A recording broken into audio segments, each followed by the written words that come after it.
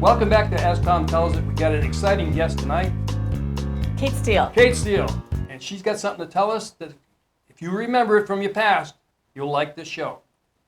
What are you all about? I am all about being a legacy coach, helping people to tell their stories, remember their stories, remember where they've been, what happened, who was there, and taking that forward and getting a new perspective from that entire story.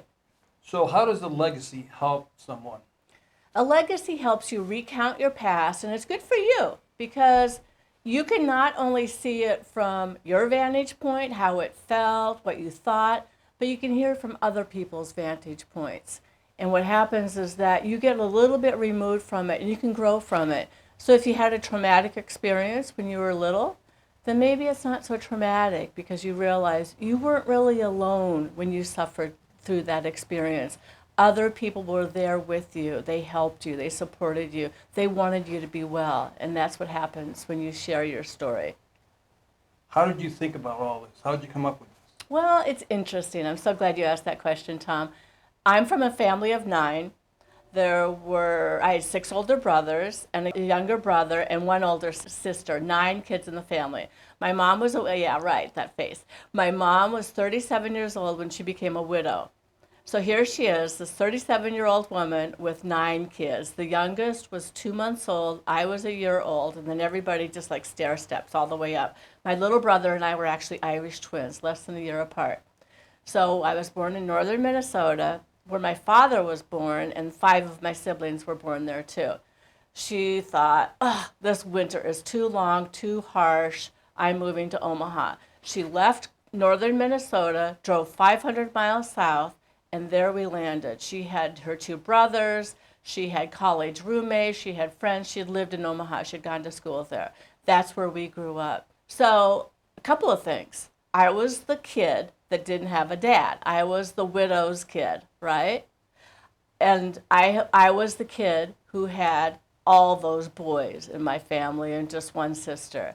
I was the kid whose mom worked full time. She was a speech and drama teacher, and so she worked and then she raised us. Plus, I had bright red hair. You know the stories about Anne of Green Gables and the red hair? You just don't hide in the crowd when you've got bright red hair. So kind of those things made me stick out just a little bit different. Not terribly, but enough just to kind of give me a little bit of an edge and to see things a little bit differently. So that was my start. Then, when I was in 7th grade, we had a horrible fire, came in the middle of the night. It was spontaneous combustion. The house went up in smoke immediately.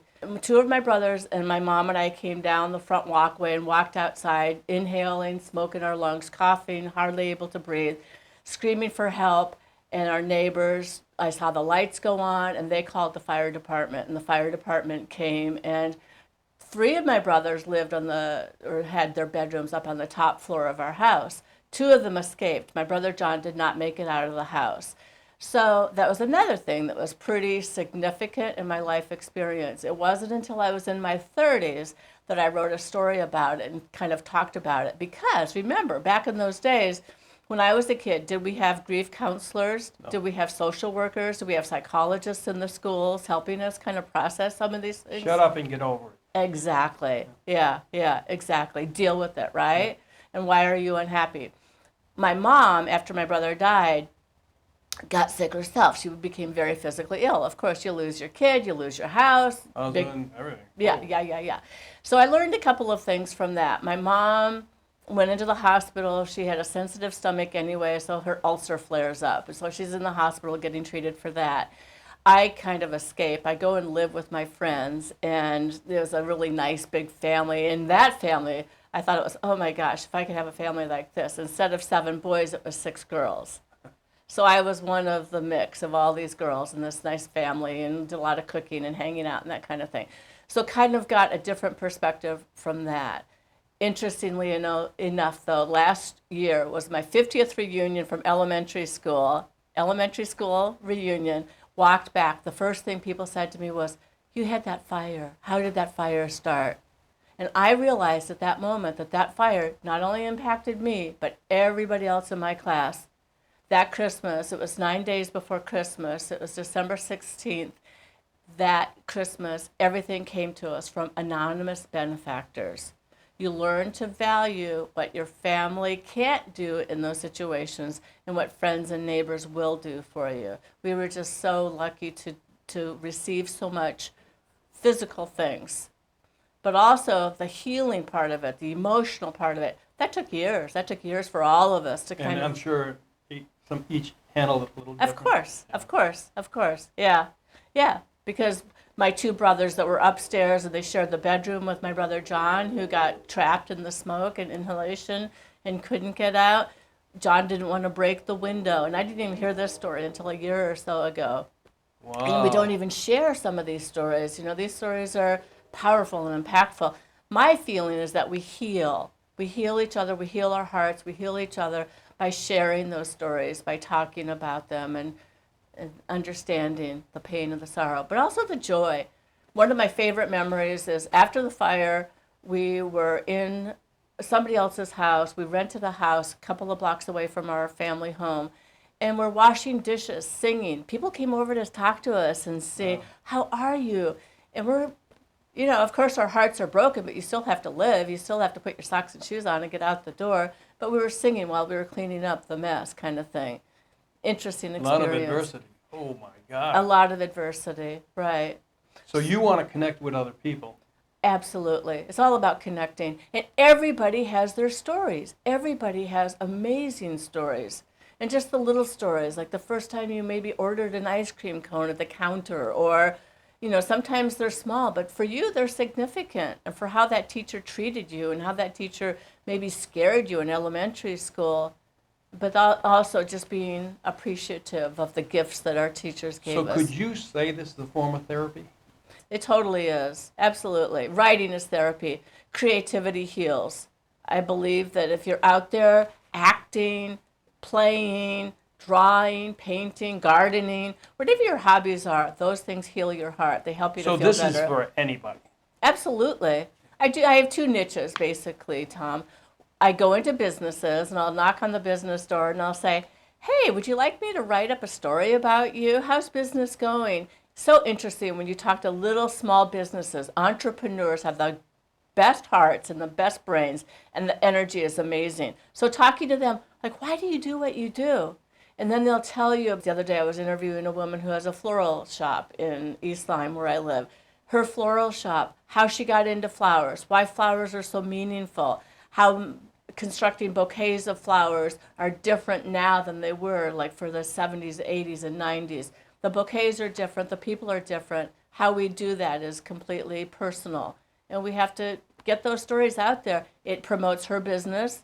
It lets people know that she cares about each customer who comes in and wants them to have a special bouquet, not just things thrown together. So you put together help them put together the story of the past. Exactly. Now is that in a book form?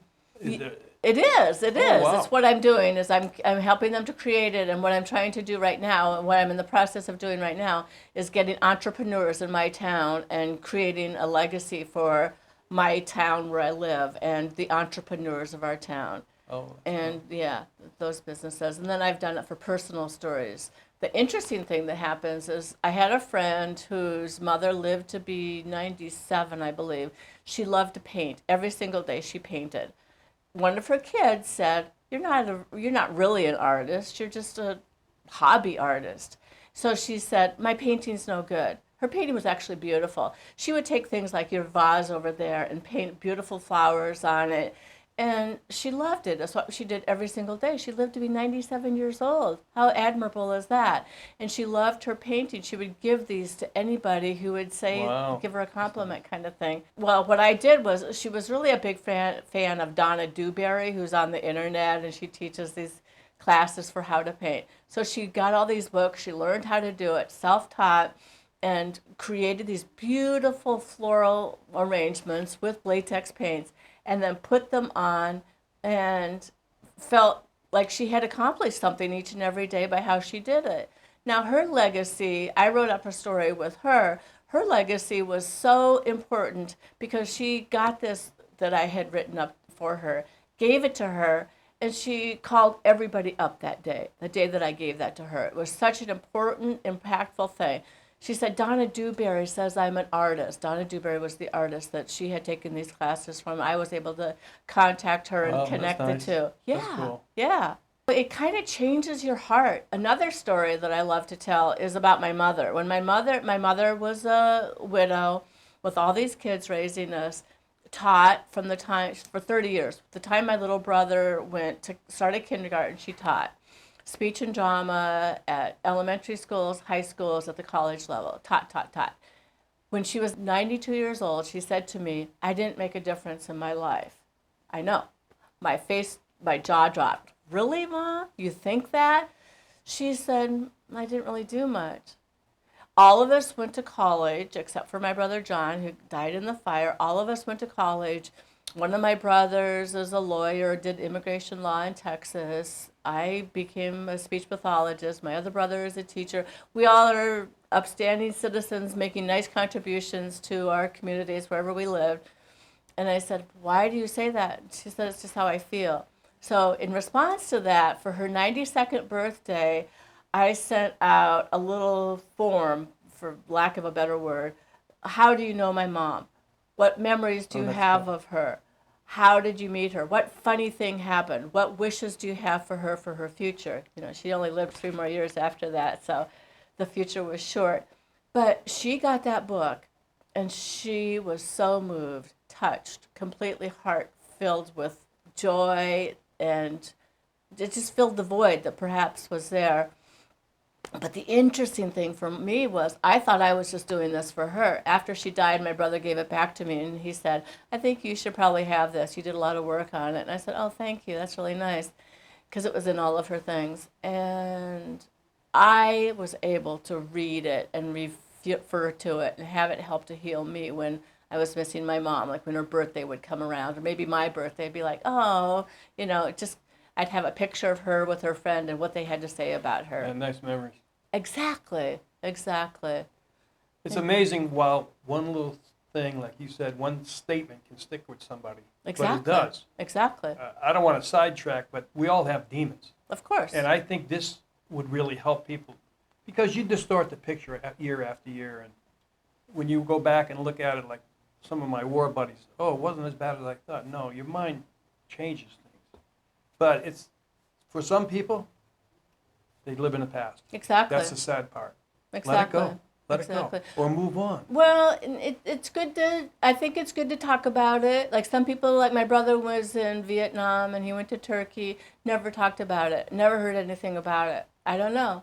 But then I've been meeting with some veterans recently, and I love hearing what they have to say. And they're more inclined to not share with me as much as perhaps other veterans, which is fine. I think it's important to get your stories out there, though, and have your stories recorded because somebody somewhere wants to know those stories. A lot of our WW2 veterans are still around, not a lot, but some of them are still around, but they never talked about it. Well, they were told not to. Exactly. Go back to. Exactly. And I'm not being critical of saying they didn't talk about it. I'm just saying it might have helped them to get over it because you know what? It still was a demon, like you said. When they slept, when their guards were down, what happened? That's what they remembered. And how do you get over that? By saying, "Oh, me too. That happened to me." And you know what? That's okay. And you kind of get over Well, that's it. like my wife doesn't understand. I've been in the military with my boys. When we go out back and sit, she goes, it's strange because you're not looking up. No, we're not. We're talking about stuff. But she goes, "Can I go out there?" I go, "No. You haven't experienced it." Right. That's the difference. Right. Because we're trying to, like you say, we're letting go. Right. But we're associating together. Yep. It is healing in a way. Yep. And the young guys finally, thank God, they're getting some help when they come back. I'm so glad. I'm so happy about that. Yeah, I didn't get it. The generation before didn't get it, and that explains alcoholism and all that other stuff. Keep it in, it's gonna. But my son said something interesting to me, just on a side note. I was in the military for 23 years, and maybe one time I heard of a guy accidentally killing himself. And I said, "What's going on? 22 people a day killing themselves?" It's horrible. And his statement was, "It's your fault." What does that mean? And that's what I said. I said, "What do you mean, my fault?" he goes, no, not you, your generation. You guys gave us everything. We never had to work for anything like you guys did. We weren't brought up like you guys. That's why we can't handle what goes on over there. I go, okay, that makes sense, but at least you're getting some help when you come back. So my son that's now a psychologist and counselor, that's what he does. He helps guys, even in college. It is tough to let go. Right. But you got to talk to yourself through it. I talked myself through it in '71 when I saw my friend shot in the face in front of me. Back then, you're not supposed to do that. You're not a man. And now, like you said, it's very good. You can do it now. You can talk about it and get it off your chest. And you got to let it go because it's terrible stuff you see over there, what one person does to another. And no war is different than any other one. They're all bad. They're all ugly. But I do feel bad for the Korean guys because that's like a forgotten war. They weren't even mentioned. It was worse than us in Vietnam. But it is nice. I go up to the VA and talk to people about it. And we have groups, and like similar to what you're talking about. You got to sit down and talk about it, and it'll let go eventually, or you'll understand. How do you, what do you sit down with someone? I do. And I'm a speech pathologist by training, so I'm really good at getting people to talk. People just trust me, I guess. They just start to open up. Well, you got an easy face, so it doesn't, you're not looking at somebody. Yeah. So people talk to me, and they tell me their stories, and I listen. I listen with my heart, and I listen to the pauses, and I can tell when something really hurts. And when I help them write it up, I give them the opportunity to revise it, rewrite it in any way that they want it to be rewritten. Because those stories are their stories. They're not my stories. It's how they want to be remembered. But we don't want to lose those stories either. We want them to be remembered by their children and their grandchildren. Have you ever wondered, like, habits that you might have? Like, did somebody in my family do this before me? Like, that kind of thing. Like, do I just do this, or is this something that we've all done? And I love it when I'm with my brothers because they make some of the same expressions I make. And how does that happen, you know? It's just so funny. It's just good stories. It's just like it's... So it's a couple of settings with these people? Or? Yes.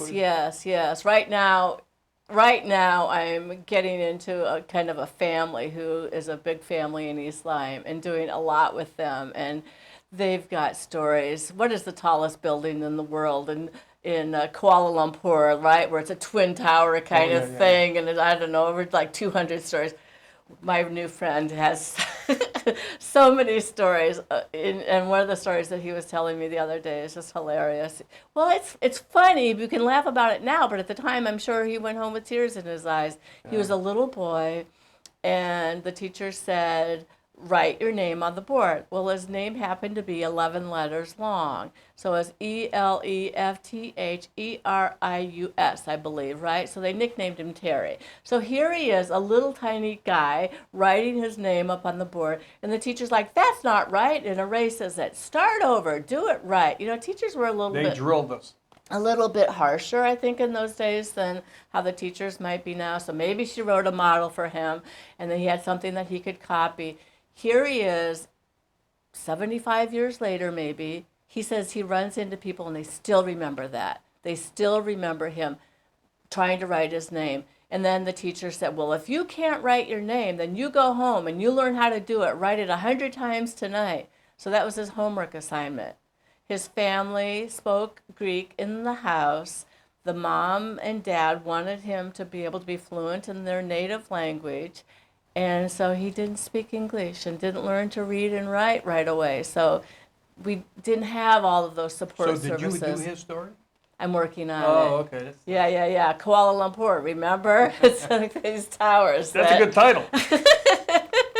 It's just going to take me some time because every time I see him, it's just like, I have a story for you. And I'm like, oh, Terry. Another story, and he's going, you'll like this one. You'll laugh. I'm like, I know I will. But... Are you sitting there with a recorder? No, I scribe. Wow, that's good. Yeah. It's good stuff. It's all good stuff. So I have basically two niches. I have the personal stories and the business stories, and it's all about management and sharing it and understanding your vision and your passion. If you're going to succeed in business, what do you need to have? Money? Well, techniques. passion, right? To Yeah. get up and do it every single day Oh, when yeah. it's tough. I have a meeting with a restaurant owner next week and scheduled, and she's moved from Albania and then had to go from Albania to Italy, came from Italy to the United States, now living in Connecticut, and all about her story. She named her restaurant after her daughter who has special needs. Wow. Pretty impressive, right? And she just is so impassioned and so caring about each of the customers who comes in, because you shop at the places where the sales associates and the management cares about you, right? Oh, yeah. You know, And it's Albanian food? Or yes, yes, yes. So it's good. It's different. It's a little bit of a different taste. Yeah, it's good. And we were there last summer. My husband and I were over traveling. Such a beautiful country. We went up the Mediterranean coast on yeah, a Europe. boat. I love Europe. Yes, yes, yes. We could learn a lot from them with mass transit here. The other thing I was so impressed about is all of these cultures, all of these people, generation after generation, century after century, not just generation, living together in peace and harmony. So what was once a Muslim mosque becomes a Catholic church, becomes a Jewish temple, and then Well, some, it seems to me that everybody that comes into this country is still have family values. yes, It's us right, that don't, right, and we can't get jealous of that. Look, learn from them. exactly. And that's what you learn when you listen to people's stories. That's At the end of the interesting. day, we all take our shoes off the same way. At the beginning of the day, we all get dressed the same way. I grew up without my father, so that leaves a certain void. Interesting story. My daughter got married last year, How and thick is your book? Like this thick? yeah, exactly. I'm working on it. My goal is to have it finished by December 1st. Chapters in my life. How about that for a I title? love There's it. a title I for you. love it. So I didn't have a dad, as people would say growing up. I always called him my father because I never said the word dad. It wasn't in my vernacular. So she says, "Mom, do you have a picture of your mother and father as a couple?" I never saw one. I never saw one. So I was 63 years old, looking for a picture of my mom and dad together as a couple. My brother was able to find one. That stories are good, right? Though, because It I told could you be a family movie. exactly, for the first time in my life, to see a picture Wow, of them that's- together as a couple. I asked my mom about my dad. She said he was very intelligent, very handsome, and you're better off without him. That was all I knew about him. Okay. Exactly, right? Unsaid. Exactly. So, my oldest brother, I said, "What was our dad like?" He didn't really want to talk about it. He died a few years ago. You know who I hear the stories from? His widow. Yeah, my brother Pete was the oldest one of the family. He's the one who went to Vietnam. So he's the oldest one of the family. So he had the most stories. Of course, you tell your spouse those kinds of stories, right? You don't necessarily tell your little sister, even though I was the one who really needed to hear them and really wanted to hear them. So I've heard some really interesting things, like how he would just touch each of our heads at the end of the day, like little gestures of love and affirmation. And I was like, that's nice. Just those little things Yeah, make a because back difference. then, that's all you could do as a man. Couldn't hug. I'm not judging. I don't Yeah. know, but I'm just glad to have heard that much. Yeah. I'm glad to have heard that much. You And then got a nice story there. I do. Thank you. And there's just so much to be grateful for. And you know what? We can accentuate the positive in all of these stories, all of these things that we tell, how we frame things, how we reframe things. Sometimes I'll be someplace with my husband, and maybe I don't want to be there, but I'll reframe it in my head, and I'll say, it's a beautiful day, it's a beautiful night, I'm in a beautiful theater, this is good. Internal talk. Internal talk, it's okay. Self-talk. It maybe isn't exactly what I want to be doing at that particular But you point in can time. shift your mentality. Exactly. That's the nice thing. That's what And I that's like. what happens with stories and writing them down Oh. and telling your stories. You know, the latest thing in Toastmasters now is using the emotions to tell the stories. I always do. And, So. oh my God, that works every single It's so time. powerful. It's always about why, Tom. Yeah. It's always about why. It's not about who. And you pull them in. Oh, absolutely. It's great. Absolutely. My friend Terry tells me the story about when he was a little boy working at his dad's market, and they were so little, George had to stand up on like a Coke box, a Coke crate to be able to ring out customers, right? And they'd write the receipts on the back of a paper bag and then bag things up and deliver it. And then when they started to sell popcorn out inside in front of the market for 10 cents a bag, those are great stories. Yeah. Those are great stories. A different day, a different time. There was no bank in town. Where'd they get their money? Where do you think? Exchange. They had to get it from the Iceman. The Iceman always had quarters, right? Oh, So they would take the ice from the pond, chop it up, deliver it to people. There weren't refrigerators then, right? So they would take it and chop it up, a quarter for this, quarter for that. So they would take their $5 bill or whatever and get, probably not a roll of quarters back in those days, maybe, I don't know. But it's those kinds of things that I think we're inclined, right, to repeat our past if we don't Oh, yeah. understand it. So we need to remember it so we can move on, not move back. that's what you're doing when you're doing this. Your Exactly. work, yeah. You got it. Do you self-publish for them? We're in the process of developing that process. That's a hell of an idea. I mean, somebody started a business, you walk in, look, here's my story. Yes. It was marketable. Yeah. Are you familiar with Chick-fil-A? Of course. Okay, they have one here in town, and that's the day they opened it, his book is sitting there. Right. It's a story. Right. I go, wow, that's a clever way to promote your business. Absolutely. You got a niche. Don't you want to know that story? Yeah. Don't you want to know what's behind that recipe and why that family is so special? My son went to school in Georgia, and he knows that family, the Cate family. That's pretty cool. It is neat. Yeah. How can people get a hold of you? I am on Facebook. I'm on Pinterest. I have a Lives and Legacy thing on Pinterest. I'm on Instagram. Good, you're on everything you're supposed to be on. I'm on all of that stuff. I'm there. LinkedIn is really good. That's where you found me, right? Yeah. LinkedIn. So there we are. I'm kind of all over the place. Got any videos? I am in the process. do now. I She's got a do video now. now. I do now. I'm in the process of developing videos. I'm also a Toastmaster. I have a video on the Toastmaster website. I love public speaking. I love storytelling myself. So it's just a really good process for me to try to develop these things in other people. I really appreciate you coming on the show. Oh my This gosh, is really thank good. you. It was my pleasure. Come back anytime you Oh my want. Thank you very gosh. much. I would love to come All back. right. Thank you.